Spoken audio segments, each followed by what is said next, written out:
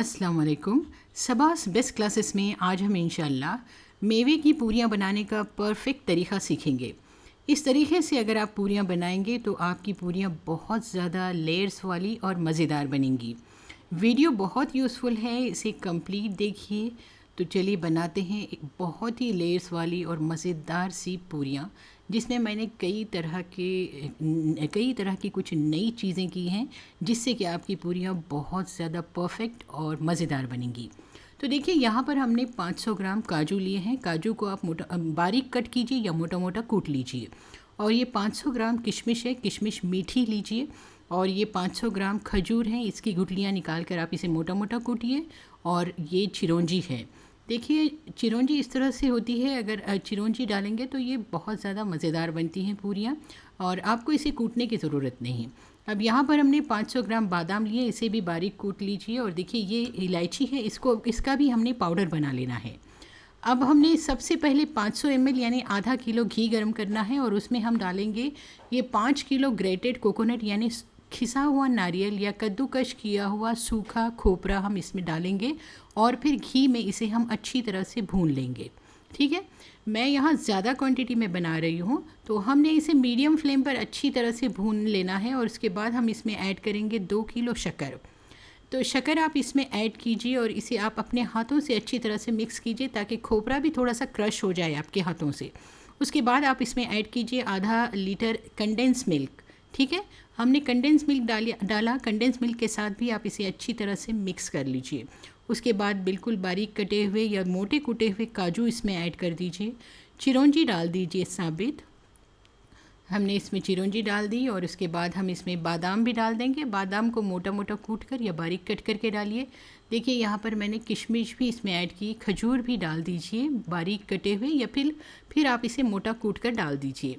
देखिए इलायची का पाउडर हमने बना लिया है, इलायची का पाउडर भी आप इसमें ऐड कर दीजिए। सारी चीज़ों को अच्छी तरह से मिक्स कर लीजिए।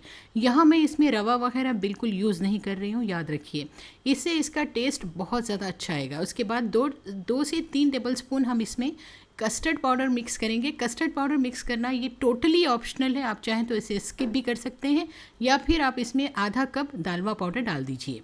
देखिए हमारा पूरन तो तैयार हो गया है, यानी मेवा तैयार हो गया है। अब हम आटा यानी मैदा गूंथते हैं। ये 3 किलो मैदा है, उसमें हम डालेंगे 2 टीस्पून नमक और 1 टीस्पून बेकिंग सोडा।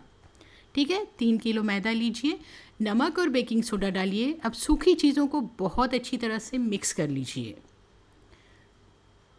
अच्छी तरह से सूखी चीज़ों को हमने मिक्स कर लेना है। और उसके बाद आप इसमें 200 ml तेल डालिए। ठीक है, 200 ml करीब एक कप के होगा। और उसके बाद 200 ml घी डाल दीजिए। ठीक है, 200 ml हमने घी डाल दिया। दोनों चीज़ों को अच्छी तरह से मिक्स कर लीजिए।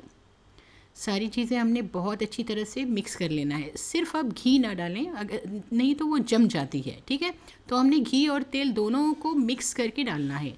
अब सूखी चीज़ें सारी और तेल वगैरह सब इसमें हमने अच्छी तरह से मिक्स कर लेना है अपने हाथों से। इसे बहुत अच्छी तरह से मिक्स कर लीजिए पहले सूखी चीज़ें, क्योंकि मैं यहाँ ये ज़्यादा क्वांटिटी में बना रही हूँ। मैं आपको बताती हूँ टोटल क्वांटिटी। तो देखिए 200 ml हमने इसमें फिर से अब दूध डाल दिया है। दूध डालने के बाद हम इसमें ऐड करेंगे पानी, और इसे हम अच्छी तरह से गूंद लेंगे। थोड़ा थोड़ा पानी डालेंगे और इसे बहुत अच्छी तरह से मिक्स कर लेंगे।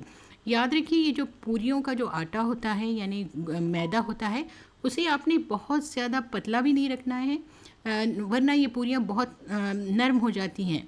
तो अब हम इसमें फिर से थोड़ा थोड़ा दूध डालेंगे, और दूध डालकर हम इसे अच्छी तरह से गूंद लेंगे। लेकिन आटा थोड़ा सा सख्त ही गूंदिए। ठीक है, यानी मैदा हमने थोड़ा सख्त ही गूंदना है। तो अब इसे अच्छी तरह से आपने गूंदना है।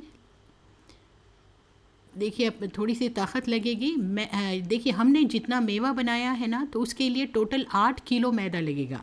तो मैं यहाँ थोड़ा थोड़ा करके गूंद रही हूँ, क्योंकि 8 किलो एक साथ मैदा गूंदना पॉसिबल नहीं है, इसीलिए मैं 3-3 किलो से गूंद रही हूँ। ठीक है, तो हमने देखिए इस तरह से 3 किलो का एक मैदा इतना गूंद लिया है। अब हम इसे उस पर थोड़ा सा मैदा छिड़केंगे, और उसके बाद हम इस पर गीला कपड़ा ढाकेंगे, और ढाँक कर हम इसे आधे से 1 घंटा रख देंगे। ठीक है, देखिए गीला कपड़ा इस तरह ढाकिए और फिर आप इसे आधे से 1 घंटा रखिए और उसके बाद फिर ये मैदा निकालिए, उसे अच्छी तरह से थोड़ी मालिश कीजिए और उसके बाद हम इसके पेड़े बनाना शुरू करेंगे। अब आप इसे किसी बड़े से पत्थर पर या फिर आप इसे किसी बड़े से गिरदे पर आपने इसे इस तरह से बेल लेना है। एक बड़ी सी रोटी बना लीजिए इसकी, और बड़ी सी रोटी बनाने के बाद हम इस पर थोड़ा सा ऑयल लगाएंगे। ठीक है, आप इस पर ऑयल लगा लीजिए, ब्रश की मदद से ऑयल लगाइए या फिर अपने हाथों से भी आप ऑयल लगा सकते हैं या फिर पिघला हुआ घी लगाइए। ठीक है, पिघला हुआ घी लगाएं या फिर आप इस पर ऑयल लगा लें और फिर थोड़ा सा मैदा छिड़क कर आप इसका इस तरह से रोल बना लें। मैं आपको इसमें कुछ ट्रिक्स बताती हूँ जिससे कि आपकी जो पूरियाँ हैं उसमें काफ़ी सारी लेयर्स आएंगी। तो देखिए हमने इस तरह से इसका रोल बना लिया। रोल बनाने के बाद बिल्कुल पतले पतले इस तरह से इसके पेड़े काटिए। पेड़े हमने मोटे नहीं काटने हैं, बस इस तरह पतले, अब पतले ही काटने हैं। अब 2 पेड़ों को इस तरह जॉइन कीजिए और एक पर एक रखिए और खुला हुआ हिस्से को इस तरह से पैक कर लीजिए। इस तरह अगर हम पेड़ा बनाते हैं तो जो पूरियाँ होती हैं उसमें बहुत ज़्यादा लेयर्स आती हैं। अगर आप इसको सिंपली इसी तरह से बेलेंगे तो उतनी ज़्यादा लेयर्स नहीं आएंगी, लेकिन जब हम इस तरह से 2 पेड़े रख कर अगर हम पेड़ा बनाते हैं तो बहुत अच्छी सी लेयर्स आती हैं। देखिए इस तरह से, देखा आपने, बस सिंपल है, बस थोड़ी सी टेक्निक हमने यूज़ की है। तो बस आपने इसे बेल लेना है। हाँ, बेलते वक्त ध्यान रखिए कि थोड़ा सा मोटा बेलिए, बहुत ज़्यादा पतला ना बेलिए, क्योंकि थोड़ा सा जब हम मोटा बेलते हैं ना तो अंदर बहुत सारी लेयर्स आ जाती हैं और वो खाने में बहुत अच्छी लगती हैं। अब उसके बाद इसमें बनाया गया मेवा डाल दीजिए और मेवा डालकर आप इसे पैक कीजिए। देखिए आप चाहें तो थोड़ी सी स्लरी लगा सकते हैं, मैदे की स्लरी लगाएं और इसे चिपका दें या फिर पानी लगाकर चिपका दें।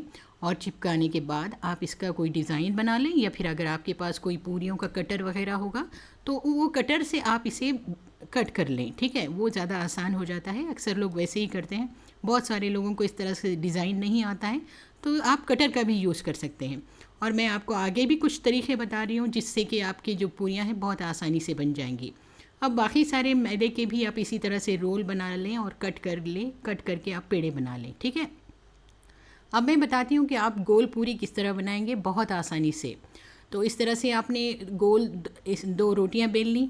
अब गोल 2 रोटियाँ बेलने के बाद आप क्या करेंगे, इस पर जो मेवा है बनाया हुआ वो मेवा रखेंगे। पहले अतराफ़ में आप ये इस तरह से पानी लगा दीजिए या फिर मैदे की स्लरी लगा लीजिए, यानी मैदे में पानी डालकर जो हम घोल बनाते हैं वो लगा दीजिए। मैदे का घोल लगाइए या फिर आप पानी लगाइए और फिर इसके बाद इस पर डाल दीजिए ये मेवा, बनाया गया मेवा डाल दीजिए। देखिए हमने मेवे में रवा या फिर कोई चीज़ नहीं डाली है, अगर आप डालना चाहते हैं तो डाल सकते हैं, लेकिन मैंने नहीं डाली है। आप तो डालना चाहते हैं तो इसमें आधा किलो रवे को घी में भून कर डाल सकते हैं।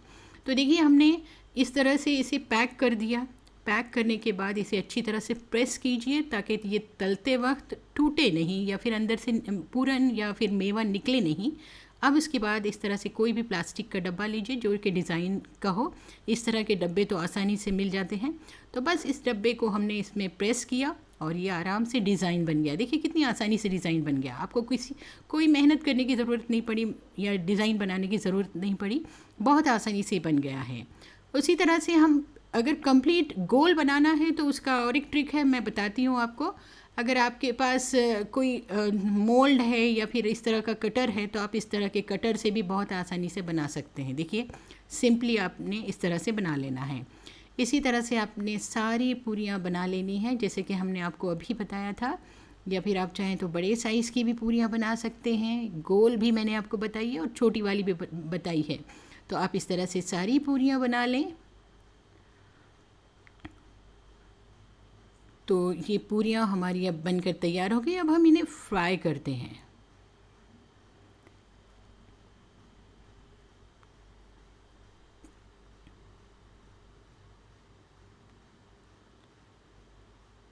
तो देखिए पूरियाँ बनने के बाद हम इसे एक कपड़े पर डाल देंगे, यानी कपड़े पर रख देंगे जमा कर, ताकि ये पूरियाँ सूखे नहीं, और ऊपर से फिर से हम एक कॉटन का कपड़ा ढाँक देंगे ताकि ये पूरियाँ ऊपर से सूखे नहीं। ठीक है, और फिर इसके बाद हम इन्हें फ्राई करेंगे।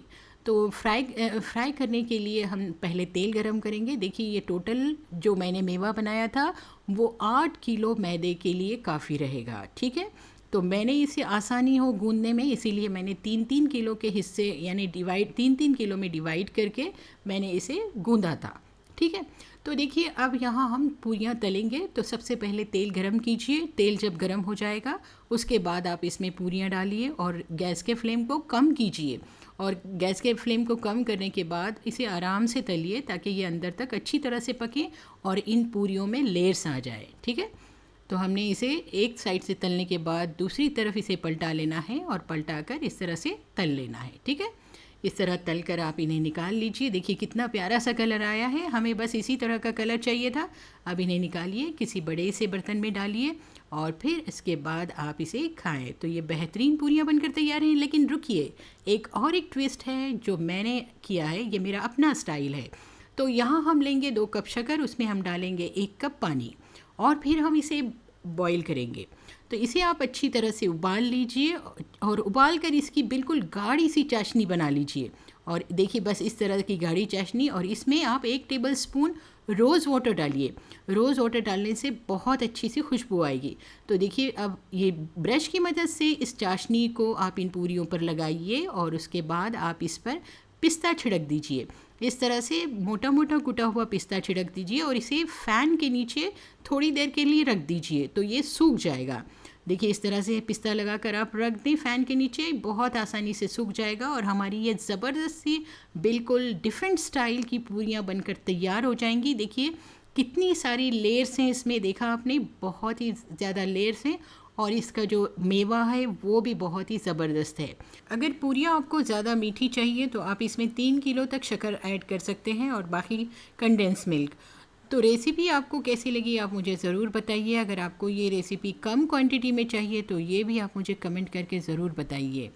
हाँ देखिए मैंने यहाँ पर इंग्रेडिएंट्स की लिस्ट दी है, वो भी आप ज़रूर देख लें और रेसिपी को शेयर कीजिए। और अगर अभी तक मेरे चैनल को आपने सब्सक्राइब नहीं किया हुआ है तो सिर्फ एक बार सब्सक्राइब करके बेल आइकन भी ज़रूर प्रेस करें। और हाँ, पसंद आता है वीडियो तो ज़रूर लाइक तो करिए। इंशाल्लाह फिर मिलती हूँ एक नई और यूज़फुल रेसिपी के साथ। Thanks for watching सबास best classes.